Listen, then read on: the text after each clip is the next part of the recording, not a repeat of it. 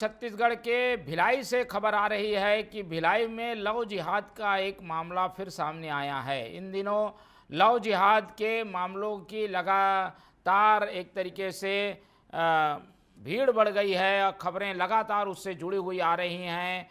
Love जिहाद में जुड़े हुए लोगों की पोल खुल रही है और ये एक तरीके से पूरी मानसिकता है जो कि अब समय के साथ उजागर हो रही है।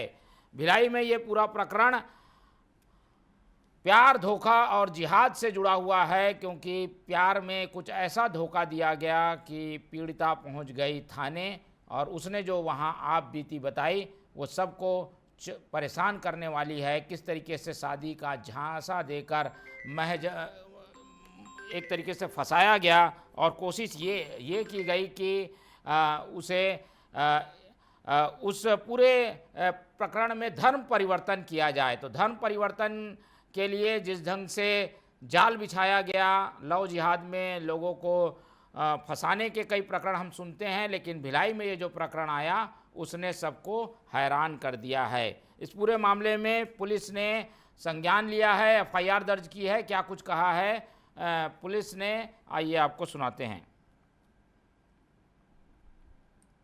थाना भिलाई नगर में पीड़िता द्वारा ये रिपोर्ट दर्ज कराई गई है कि जो आरोपी बादशाह खान है उसके द्वारा पीड़िता के साथ लगातार वर्ष 2016 से अब तक जबरदस्ती उसके साथ शारीरिक संबंध बनाया गया और अगर पीड़िता उस पर मना करती थी तो मारपीट किया गया और उसे कई तरीके से प्रताड़ित किया गया। इस पर से थाना भिलाई नगर में धारा 376 2N और 313A एवं पॉक्सो की धाराओं में अपराध दर्ज किया जाकर विवेचना में लिया गया है। साथ ही आरोपी की गिरफ्तारी कर उसे न्यायिक रिमांड पर जेल भेजा गया है। तो पुलिस अपनी कार्रवाई कर रही है, लेकिन ये जो पूरा प्रकरण है वो बताता है कि कहीं ना कहीं कुछ ऐसे लोग हैं जो कि साजिशन ऐसा कदम उठाते हैं जिससे कि प्यार की गिरफ्त में लोग आ जाएं और धर्म परिवर्तन को मजबूरन अपनाएं। भिलाई में ही कुछ ऐसा हुआ है। हमारे संवाददाता हमारे साथ जुड़ रहे हैं, सुधीर सुबोध तिवारी, उनसे समझने की कोशिश करते हैं कि इस पूरे प्रकरण में आखिर हुआ क्या है। सुबोध, ये पूरा जो प्रकरण है वो एक सामान्य पति पत्नी के विवाद से जुड़ा हुआ है या इसमें लव जिहाद का भी कोई एंगल आप देखते हैं? पुलिस जिस ढंग से बता रही है, क्या कुछ होने जा रहा है इसमें और अब तक क्या कार्रवाई हुई है?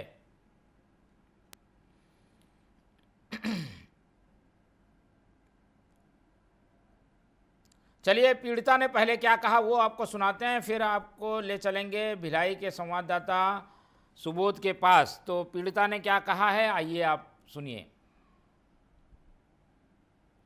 मेरा मुलाकात और जान पहचान उससे 2014 से था सर। उसके बाद पहचान ऐसा था लेकिन बातचीत उतना नहीं होती थी, बस देखते थे, आना जाना था। और उसके बाद जब मैं यहाँ ग्राउंड वगैरह आना जाना करती थी तो उस दौरान उससे थोड़ी बातचीत हुई थी मेरी, लेकिन उतना आपसी कोई तालमेल नहीं था। 2016 में सर मैं यहाँ 2015 में यहाँ भिलाई में अपना किसी वर्क को लेके कोई काउंसलिंग मतलब कि जैसा कि बोलना चाहिए कोर्स करने के लिए आई हुई थी। तो कोर्स के दौरान मुझे समय मिला था सर, तो 1.5 साल बाद मेरा टाइमिंग आया था, तो मैं बीच में पता करने चले जाती थी। तो इससे एक बातचीत मेरी स्टार्ट हुई थी, नंबर एक्सचेंज वगैरह हुआ था, मेरा नंबर, तो फ़ोन में भी बातचीत होती थी। चलिए, तो पीड़िता को एक तरीके से फंसाया गया और बताया नहीं गया कि वो किस धर्म का व्यक्ति है, और यही वो कड़ी है जो कि बताती है कि अपना धर्म और नाम छुपाकर जब इस तरीके से प्यार किया जाता है तो उसकी परिणति धोखे के रूप में सामने आती है और इसे ही लव जिहाद कहा जाता है। सुबोध हमारे साथ जुड़ गए हैं भिलाई से, उनसे समझने की कोशिश करते हैं कि ये पूरा प्रकरण है क्या और इस पूरे मामले में किया क्या जा रहा है। सुबोध, क्या है ये पूरा मामला और इसमें पुलिस ने अब तक क्या कार्रवाई की है? देखिए मोहन जी, अगर बात करें इस मैटर को लेकर तो सबसे पहले तो ये जो युवक है ये सेक्टर 9 में रहता है और जो युवती है वो दल्ली राजरा की ही बताई जा रही है। लेकिन अब बात करें युवती को लेकर तो यह 16 साल की उम्र से ही इस लड़के के साथ संबंध में थी और लड़के ने अपने कमरे में बुलाकर इसके साथ पहले सबसे पहले तो बालिग होने के पहले ही जोर जबरदस्ती कर ली और उसके बाद लगातार 10 साल तक दैहिक शोषण करता रहा। शादी करने के लिए मनाने की बात आई जब, तो पहले तो मना करता रहा, बाद में उसे विभिन्न तरीकों से प्रताड़ित कर एक मुसलमान भी बनाया गया। फर्जी तरीके से कुछ लोगों को घर में बुलाकर एक कागज में साइन कराकर उसे मुसलमान बना दिया गया और उसके बाद उसका मुस्लिम नाम भी रखा गया। लेकिन जब युवती के साथ यह प्रताड़ित करने का मामला जब और ज्यादा ऊपर चढ़ा और आगे बढ़ा और जब युवक ने उसकी फोटो सोशल मीडिया में वायरल की और उसे एक व्याभिचार युवती के रूप में प्रदर्शित किया और इस तरीके से जब हुआ तब युवती को लगा कि अब उसके साथ काफी ज्यादा हो रहा है, जबकि वह अब तक उसके साथ तालमेल बैठाकर चल रही थी। उसकी माँ भी विक्षिप्त है, उसकी माँ जो युवती की माँ है वह विधिक्त है और बेड रिटर्न है। ऐसे में वह युवती ही अपनी माँ का एक सहारा थी। बावजूद इसके उसने उस लड़के के साथ पूरी तालमेल बैठाकर आगे चलते रही और जब सोशल मीडिया में उसने गंदे कमेंट के साथ उसे वायरल किया तब उससे रहा नहीं गया और उसने इसकी शिकायत भिलाई नगर थाने में दर्ज कराई। अब जब मामला उजागर हुआ है, पुलिस के सामने आया है, तो पुलिस ने पॉक्सो एक्ट भी उस युवक के खिलाफ लगाया है और अन्य धाराओं के तहत महिला प्रताड़ना को लेकर भी धाराएं लगी हैं। बताया जा रहा है कि युवक इसके पहले भी 2.5 साल दल्ली राजरा के जेल में इसी तरह के एक मामले में कैदी रहा है। बावजूद इसके वह युवती उसके साथ पूरी समर्पणता के साथ रही और जब युवक के द्वारा ऐसे कृत्य किए जाने लगे, खासकर उसके मामा मामी के द्वारा भी उसे प्रताड़ित किया जाने लगा, तब वह काफी ज्यादा दुखी हुई और उसने थाने में इसकी रिपोर्ट दर्ज कराई। क्या धर्म परिवर्तन के लिए भी दबाव बनाया गया और क्या पहले बिना धर्म बताकर शादी की गई, ऐसे भी बात आई है क्या?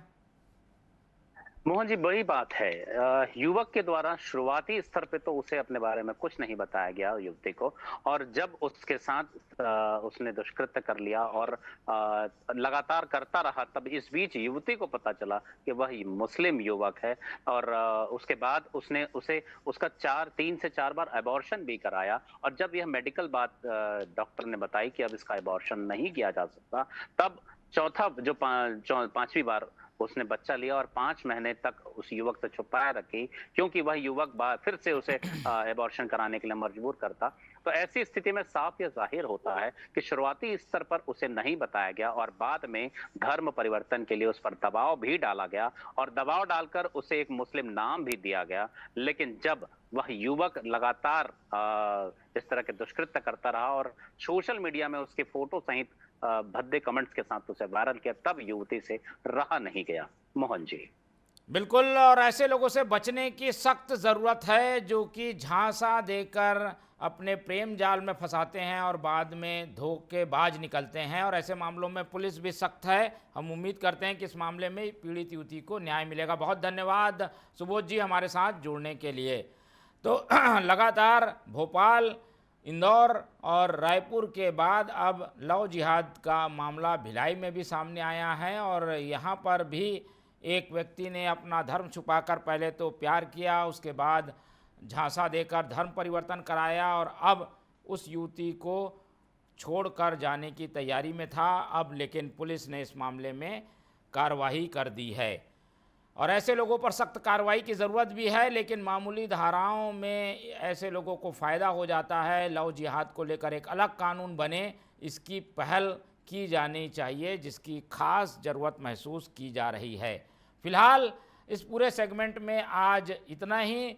आप TV24 के साथ लगातार बने रहिए और ख़बरें हम लगातार आप तक पहुंचाते रहेंगे। तब तक मुझे दीजिए इजाज़त। नमस्कार।